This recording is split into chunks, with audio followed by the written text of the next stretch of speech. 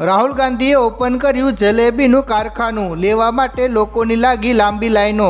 Video જોઈને તમે પણ હેરાન થઈ જશો। મિત્રો, હરિયાણામાં વિધાનસભા ચૂંટણી 2024ની વચ્ચે જલેબીને લઈને ભારે રાજનીતિ ચાલી રહી છે। ગોહાનાના માતુરામની જલેબીઓ રાજકારણની ચાચણીમાં એવી રીતે લપેટાઈ ગઈ છે કે હવે ઇન્ટરનેટના માધ્યમથી આખા દેશમાં તેની ચર્ચા થઈ રહી છે। ત્યારે મુખ્યમંત્રી નાયબ સેનીએ જલેબી ફેક્ટરી અંગેના રાહુલ ગાંધીના નિવેદનને લઈને ઝાટકણી કાઢી છે। માતુરામે વર્ષ 1958માં જલેબી બનાવવાની શરૂઆત કરી હતી। મિત્રો, ગોહાના એ હરિયાણાના સોનીપત જિલ્લામાં સ્થિત એક જાટ પ્રભુત્વ ધરાવતો વિધાનસભા મત વિસ્તાર છે। અહીંની જલેબીનું બ્રાન્ડ નામ માતુરામ હલવાઈ જલેબીસ છે। માતુરામના પુત્ર રમણ ગુપ્તા અને નીરજ ગુપ્તા હવે આ બિઝનેસ ચલાવી રહ્યા છે। માતુરામે 1958માં ગોહાનામાં આ જમ્બો સાઇઝની જલેબી બનાવવાની શરૂઆત કરી હતી। આ જલેબી શુદ્ધ દેશી ઘીમાંથી બનાવવામાં આવે છે। આ જલેબી ક્રિસ્પી અને સોફ્ટ બંને સ્વાદ ધરાવે છે। દરેક જલેબીનું વજન 250 ગ્રામ છે। 1 કિલો વજનના 4 નંગના બોક્સની કિંમત 320 રૂપિયા છે।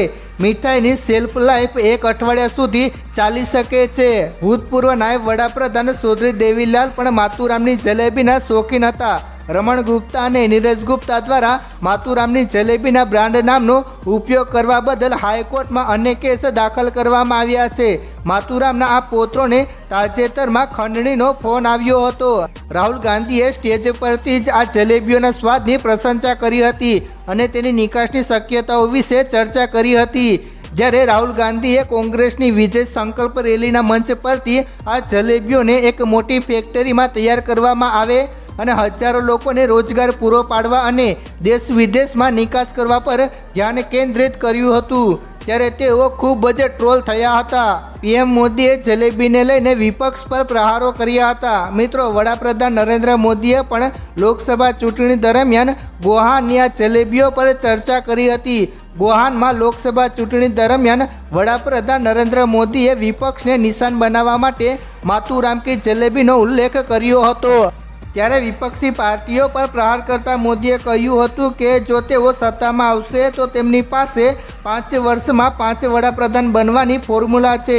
તેમને પૂછો કે શું વડાપ્રધાન પદ આપણી માતુરામની જલેબી છે? રાહુલ ગાંધી ટ્રોલ થયા। મિત્રો, રાહુલ ગાંધીની ચર્ચા પછી ઇન્ટરનેટ પર આવા ઘણા ફોટા વાયરલ થયા હતા, જેમાં એક ફેક્ટરીમાં મશીનો દ્વારા જલેબી બનાવવામાં આવી રહી છે અને આ ફેક્ટરીમાં ઘણા લોકો કામ કરી રહ્યા છે। કેટલીક જલેબીઓ પાકને બદલે ખેતરમાં ઉગાડવામાં આવે છે, જ્યારે કેટલાક બુંદીના દાણા થાળીમાં રાખવામાં આવે છે, જેના દ્વારા કહેવામાં આવી રહ્યું છે કે જલેબીના બીજ તૈયાર છે અને હવે ઝાડ પર અથવા ખેતરોમાં જલેબી ઉગાડવામાં આવશે। નાયબ સેનીએ લીધી મજા। મિત્રો, મુખ્યપ્રધાન નાયબ સેનીએ રાહુલ ગાંધીની હરિયાણાની મુલાકાતનો ઉલ્લેખ કરતા જલેબીને લઈને પણ તેમની આકરી ઝાટકણી કાઢી છે। નાયબ સેનીએ કહ્યું કે રાજ્યમાં રાહુલ ગાંધીની ચૂંટણી સભાઓથી કોઈ ફરક પડ્યો નથી। હરિયાણાની ચૂંટણીમાં રાહુલ ગાંધી પર કોઈએ ધ્યાન આપ્યું નથી, કોઈએ તેને કારમાં જલેબીનો ડબ્બો પકડાવ્યો છે।